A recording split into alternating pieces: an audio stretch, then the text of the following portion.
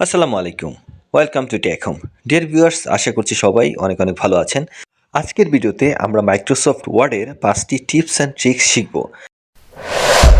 Microsoft ওয়ার্ডে ফন্টকে default করার জন্য আমরা কন্ট্রোল ডি প্রেস করব অথবা ফন্টের নিচে যে অ্যারো চিহ্নটি আছে সেটাতে আমরা প্রেস করব।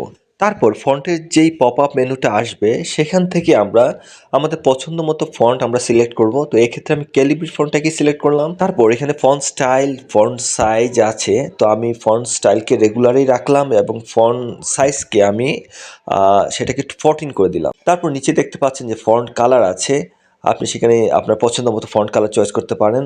তারপর এখানে আছে আন্ডারলাইন স্টাইল আছে, তারপর এখানে ইফেক্ট আছে। তো এগুলো আপনি আপনার পছন্দ মতো সিলেক্ট করে তারপর নিচে হচ্ছে সেট এস ডিফল্ট, সেটাতে সিলেক্ট করব। তারপর দেখতে পাচ্ছেন যে এখানে all documents based on the normal template, সেটা আমরা সিলেক্ট করব, তারপর ওকেতে প্রেস করব।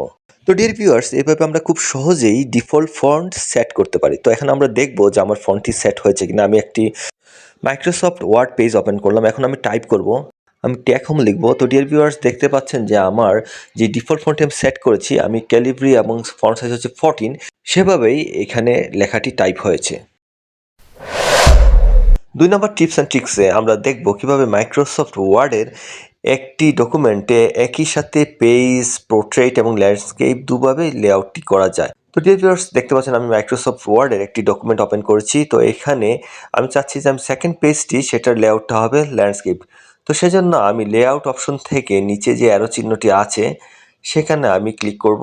তারপর যেই পেজ সেটআপের যেই পপ আপ উইন্ডোটি আসবে, তো সেখান থেকে আমি ল্যান্ডস্কেপটা সিলেক্ট করব। তারপর হচ্ছে নিচে অ্যাপ্লাই টুতে আমি সিলেক্ট করব হচ্ছে দিস পয়েন্ট ফরওয়ার্ড, এটা সিলেক্ট করে আমি ওকেতে প্রেস করব। তো ডিয়ার ভিউয়ার্স, দেখতে পাচ্ছেন আমার সেকেন্ড পেজটির লেআউটটি ল্যান্ডস্কেপ হয়ে গিয়েছে এবং বাকি দুটি পোর্ট্রেট আছে। তো আমরা এইভাবে খুব সহজে একই পেজে পোর্ট্রেট এবং ল্যান্ডস্কেপ আমরা দুভাবে লেআউট করতে পারি। মাইক্রোসফট ওয়ার্ডের 3 নাম্বার টিপস অ্যান্ড ট্রিক্স আমরা দেখব কিভাবে একটি অটো সিরিয়াল নাম্বারের অ্যালাইনমেন্ট আমরা ঠিক করব। তো ডিয়ার ভিউয়ার্স, দেখতে পাচ্ছেন এখানে 1 থেকে 9 পর্যন্ত সংখ্যাগুলো অ্যালাইনমেন্ট একরকম এবং 10 থেকে 12 সংখ্যা তিনটির অ্যালাইনমেন্ট অন্যরকম।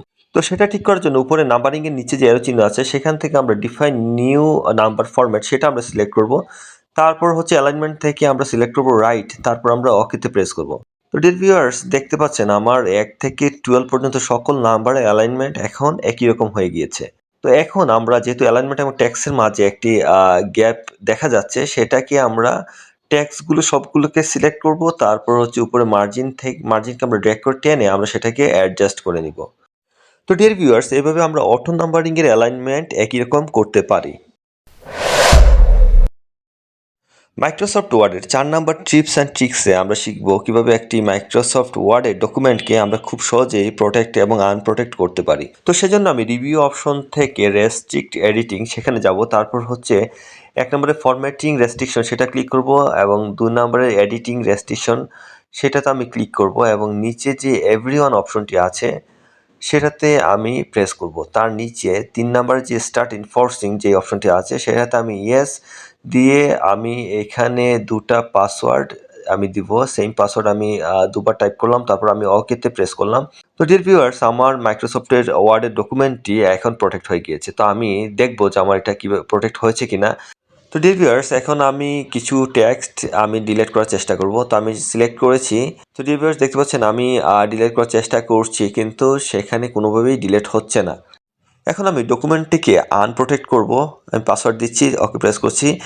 এখন আমি কিছু টেক্সট আমি সিলেক্ট করব এবং ডিলিট করার চেষ্টা করব। তো ডিয়ার ভিউয়ার্স, দেখতে পাচ্ছেন যে টেক্সট খুব সহজেই এখন ডিলিট করা যাচ্ছে। তো ডিয়ার ভিউয়ার্স, এভাবে আমরা খুব সহজেই মাইক্রোসফট ওয়ার্ডের ফাইলকে প্রোটেক্ট এবং আনপ্রোটেক্ট করতে পারি। 5 নাম্বার টিপস অ্যান্ড ট্রিক্সে আমরা দেখব কিভাবে মাইক্রোসফট ওয়ার্ডের অনেকগুলো ফাইলের টেক্সটকে আমরা একটি ফাইলে আমরা পেস্ট করব। তো দেখতে পাচ্ছেন ডিয়ার ভিউয়ার্স, আমার এখানে মাইক্রোসফট ওয়ার্ডের অনেকগুলো ফাইল রয়েছে। যেমন আমি ফাইল নাম্বার 2 ওপেন করেছি, তারপর হচ্ছে আমি ফাইল নাম্বার 4 ওপেন করেছি।